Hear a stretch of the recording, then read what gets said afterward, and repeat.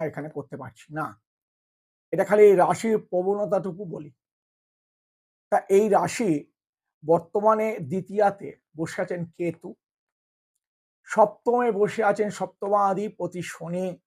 এই শনিটা কিন্তু মূল ত্রিকোণস্থ, তার শুভ ভাবস্থ। অর্থাৎ এই শনি কিন্তু এই রাশিটার পক্ষে ভীষণ ভালো একটা তৈরি করে, মানে বলয় সৃষ্টি করেছে। অষ্টম গিয়ে বসে রাহু, মঙ্গল এবং বুধ। এটা নিয়ে পরে আসছি। এটা নিয়ে একটু আপনাদের সাবধানতা অবলম্বন করা দরকার। এবং বসে আছেন আপনার নবম গৃহে রবি, শুক্র এবং বৃহস্পতি। এটা ভাগ্যস্থান আপনাদের, এটা আপনার মূল ত্রিকোণ।